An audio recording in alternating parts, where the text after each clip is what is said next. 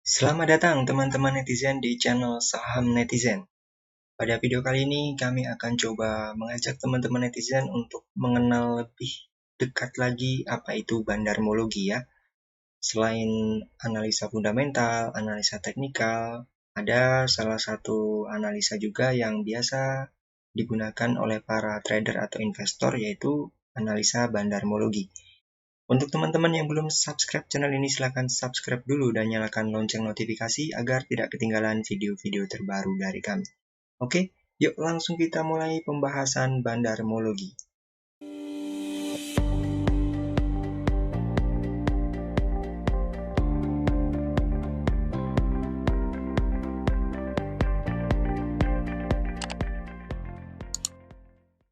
Kita awali dengan apa itu bandarmologi. Secara harfiah, bandarmologi terdiri dari dua kata teman-teman, yaitu bandar dan juga logi atau logos. Bandar artinya orang atau sekelompok orang yang mempunyai kemampuan untuk mengendalikan suatu aksi atau pergerakan. Logos dapat kita artikan sebagai ilmu. Maka, bandarmologi dalam analisa saham merupakan ilmu yang mempelajari pergerakan pihak atau kelompok tertentu yang mempunyai kemampuan untuk mengendalikan pergerakan harga suatu emiten di bursa saham. Setelah kita tahu apa itu bandarmologi, tentu kita harus tahu juga teman-teman, bandar saham itu siapa sih? Bandar saham juga kerap kita sebut sebagai market maker. Market maker ini bertugas menaikkan atau menurunkan harga saham. Aktivitas ini biasa disebut dengan sebutan menggoreng saham. Yang harus teman-teman netizen ketahui adalah bandar saham itu tidak sama dengan kode broker teman-teman. Bandar adalah orang atau sekelompok orang yang bertransaksi di bursa saham menggunakan broker atau sekuritas tertentu. Jadi bukannya kode broker atau sekuritas itu merupakan bandar saham, tidak seperti itu ya teman-teman. Ada juga kok broker-broker yang biasa digunakan oleh para investor retail dan juga digunakan oleh para bandar saham untuk melakukan aktivitas penggorengan harga saham. Selanjutnya, bagaimana bandar saham ini bekerja? Yang pertama adalah fase akumulasi. Fase ini adalah ketika bandar membeli suatu saham dengan jumlah lot yang banyak. Fase akumulasi ini bisa disertai dengan kenaikan harga ya teman-teman, jika bandar melakukan transaksi HK atau hajar kanan pada antrian over untuk mendapatkan barang. Namun bisa juga harga saham bergerak di tempat atau sideways dan malah bisa juga bergerak turun karena bandar hanya membeli dengan cara antri di antrian harga bidnya. Biasanya belum ada pemberitaan positif terhadap saham yang sedang diakumulasi. Setelah fase akumulasi berlangsung dan bandar sudah memiliki banyak barang, maka dilakukanlah fase distribusi teman-teman. Fase distribusi ini adalah fase saat bandar sudah memiliki barang dengan cukup banyak di harga bawah dan saham sudah berhasil mencapai kenaikan harga tertentu. Biasanya bandar akan bekerja sama dengan media untuk memunculkan pemberitaan positif di media terhadap saham tersebut. Kemudian, bandar akan dengan sukarela melepas kembali saham yang sudah diakumulasinya kepada para investor retail yang bergerak karena adanya pemberitaan positif terhadap saham tersebut. Biasanya, fase distribusi ini bisa diikuti dengan kenaikan, penurunan, atau bahkan harga tetap bergerak di tempat. Maka, tidak bisa dipastikan cara bandar melakukan akumulasi dan juga distribusi. Karena bandar itu adalah manusia ya teman-teman. Bandar bebas melakukan akumulasi dan distribusi sesuai keinginan mereka. Bandar yang menggoreng saham A belum tentu memiliki pola akumulasi dan distribusi yang sama ketika menggoreng saham B.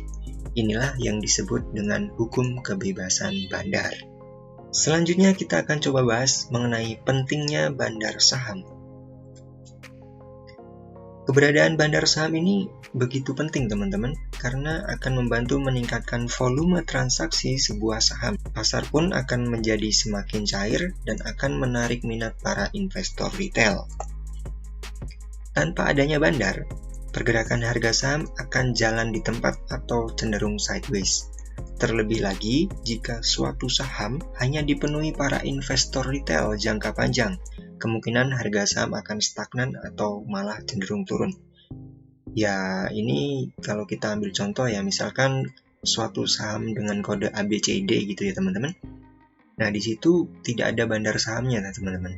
Di situ hanya para investor retail yang memiliki time frame investasi dengan jangka panjang dan yakin bahwa saham tersebut akan bergerak naik suatu hari nanti.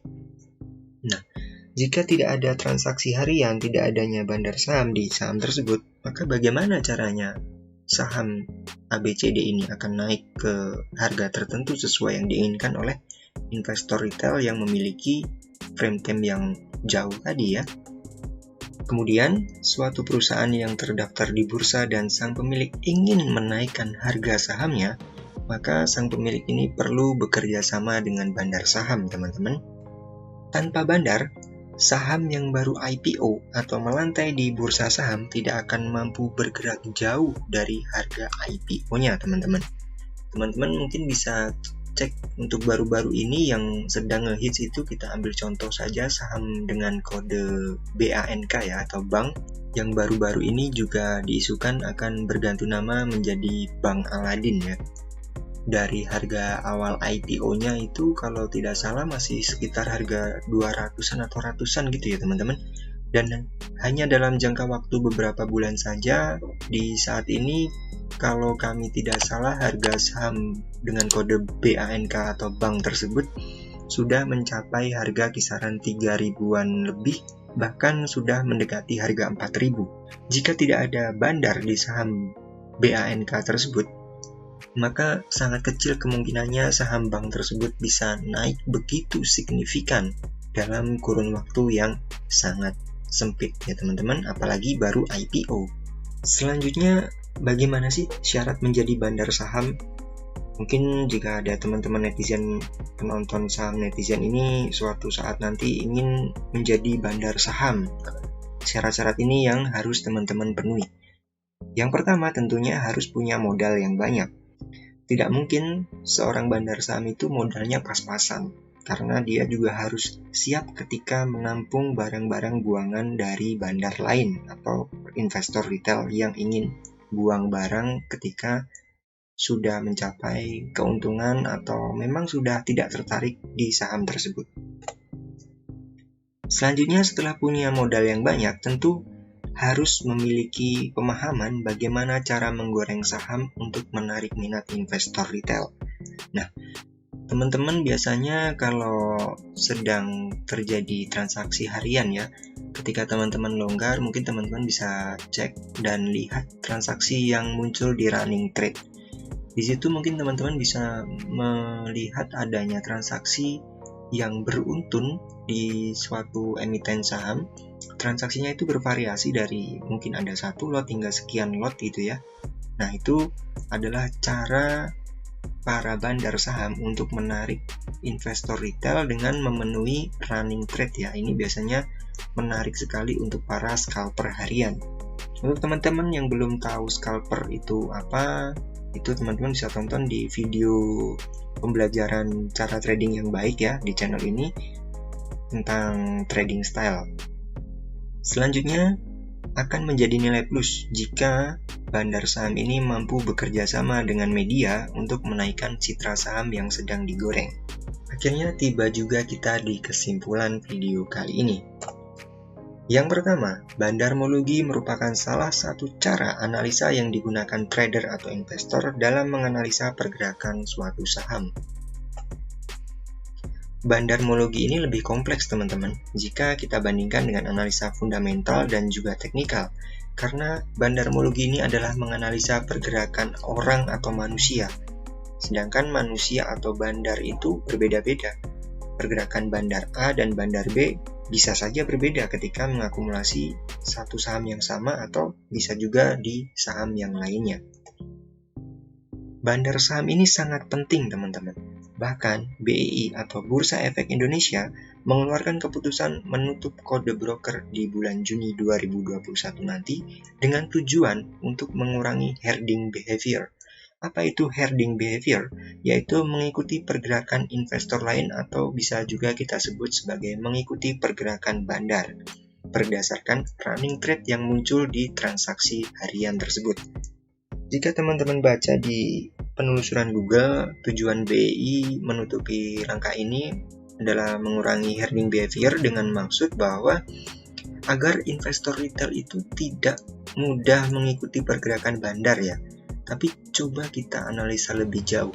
Jika bandar sudah melakukan akumulasi dengan sangat masif, kemudian seperti yang sudah kita sampaikan tadi ya, ketika bandar sudah ingin melakukan distribusi, maka biasanya media akan digunakan oleh bandar ini untuk memunculkan pemberitaan positif mengenai saham-saham tersebut. Kalau sudah begitu, teman-teman bisa nilai sendiri ya, siapa yang sebenarnya diuntungkan dari penutupan kode broker ketika market berjalan.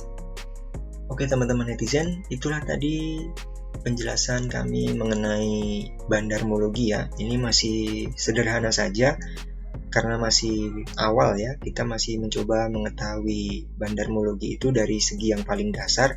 Untuk video pembelajaran selanjutnya mungkin kami akan coba bahas mengenai bagaimana cara cuan menggunakan analisa bandarmologi secara sederhana ya. Jika teman-teman suka dengan video ini, silahkan tekan tombol like-nya. Jika teman-teman rasa video ini bermanfaat, silahkan bagikan di media sosial teman-teman. Jika teman-teman punya pandangan lain mengenai bandarmologi ini, teman-teman boleh tinggalkan di kolom komentar di bawah. Jika teman-teman punya pertanyaan apapun seputar dunia saham, bisa juga tinggalkan di kolom komentar di bawah ya. Jangan lupa juga untuk teman-teman yang belum subscribe channel ini, silahkan subscribe dan nyalakan lonceng notifikasi agar tidak ketinggalan video-video terbaru dari kami. Terima kasih sudah nonton video ini sampai habis. Ingat selalu, jangan pernah melawan market karena market itu selalu benar. Sampai jumpa di video selanjutnya.